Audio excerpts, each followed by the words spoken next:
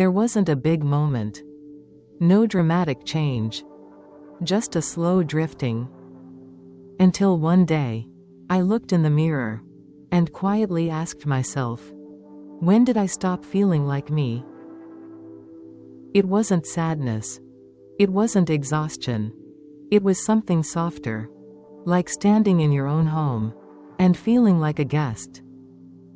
Have you ever felt that? Like the woman you used to be had quietly stepped away, and you didn't even notice until it got too quiet inside. This video isn't about big advice. It's about the quiet in between, the moments when you wake up and wonder where you went. If you've ever asked, is it too late to come back to myself? Stay with me. This story may be your story too. Have you ever felt like you're still living, but not really yourself anymore? You still go to work, still take care of everyone, still smile at the right moments, and nod when expected. But deep inside, it's like someone quietly drained the color from your life, without ever saying a word. You look in the mirror, and no longer see the eyes that once sparkled with dreams. You hear your own voice, but it sounds distant, like you're just repeating what others want to hear. No one notices that you're tired, because you've become so good at hiding it, so good at staying strong, so good that even you have forgotten what you once longed for, and what parts of you have been left behind. And then one day, you quietly ask yourself, how much have I given up, just to be okay? That day wasn't special. Nothing dramatic happened. No one said anything unkind. I did the usual. Woke up, cleaned, took care of everyone, and kept myself busy like I always do. But somewhere in the quiet of the afternoon, as I stood by the kitchen sink, staring out the window, at the sunlight filtering through the trees, I suddenly began to cry. Not because anyone had hurt me, but because I realized how long it had been since I had truly checked in with myself.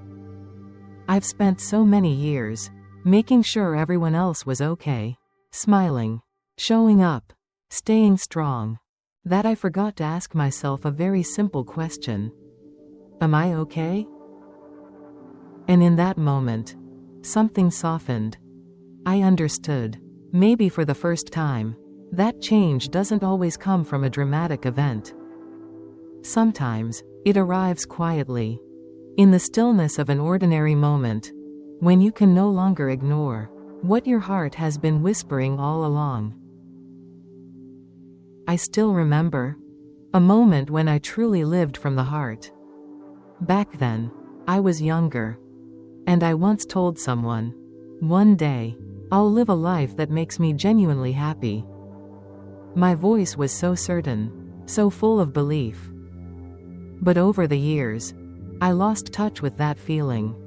Instead, I chose the safer paths, took on the roles I thought I had to carry, wore smiles I forced myself to keep, even when I had felt empty inside for a very long time. That night, for the first time in years, I didn't try to appear okay. I didn't try to please anyone.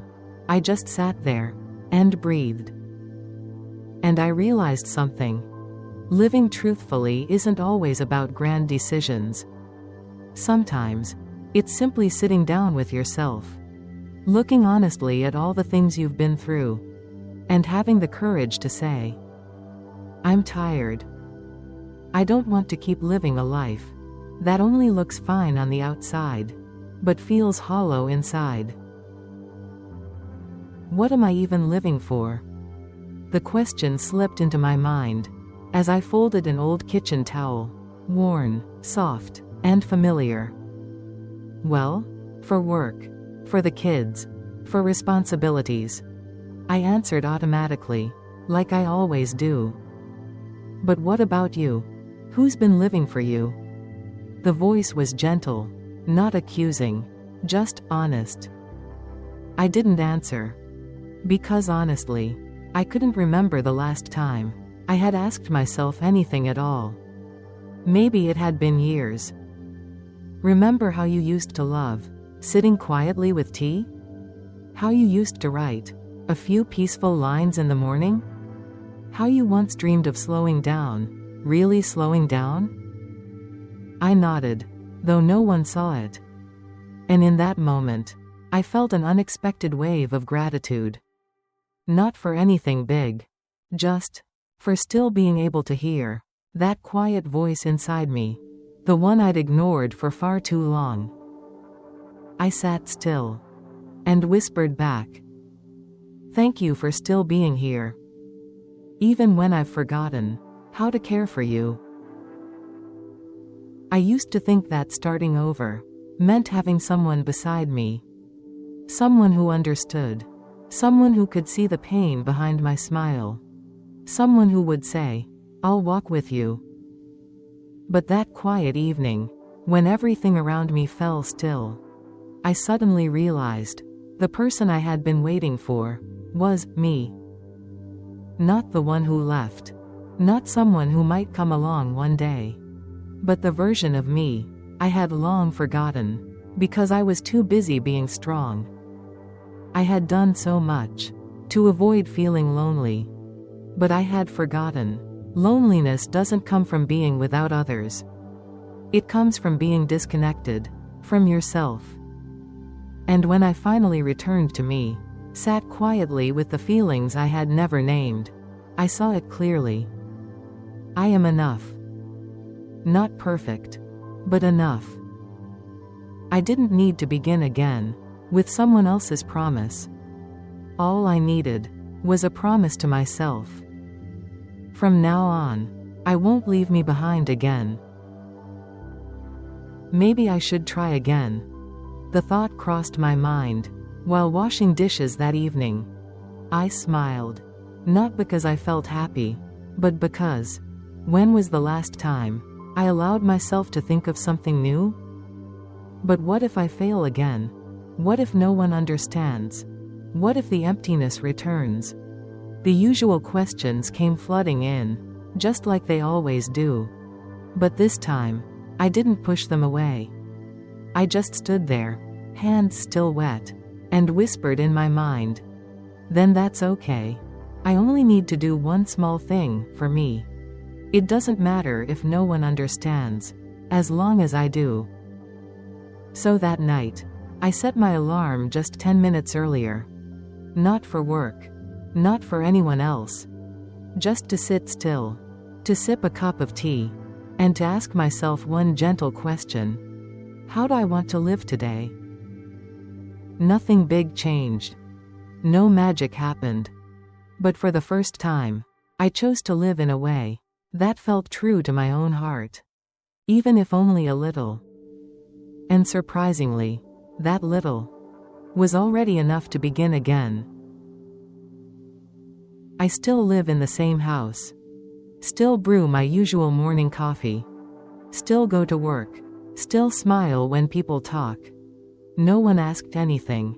No one noticed anything different. But I knew, clearer than ever. Inside me, I was no longer the woman who carried silent exhaustion just to keep going.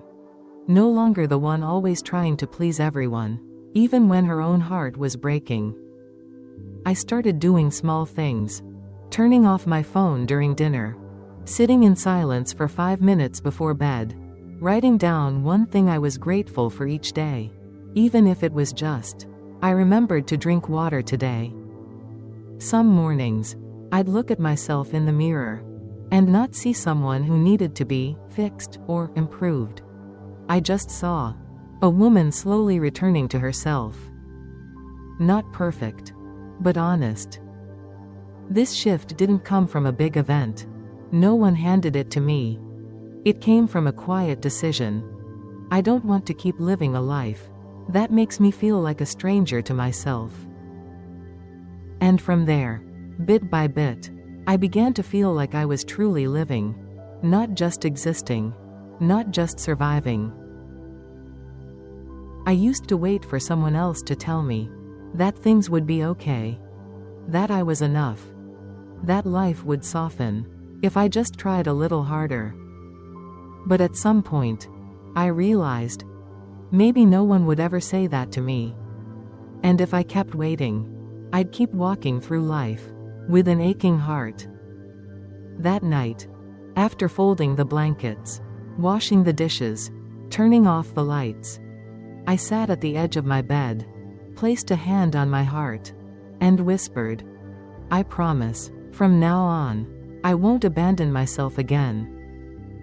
It wasn't some grand declaration, just a quiet vow, between me and myself, that no matter how life keeps changing, no matter who stays or leaves, I will be the one who stays, with me. And maybe, that's the most important promise I'll ever make.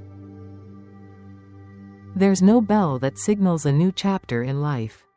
No one hands you a ticket to begin again. There's just a moment, quiet and small, when you suddenly realize, I don't want to keep living just to get by. I don't need anyone's permission to live honestly. From that moment, I began again. Little by little.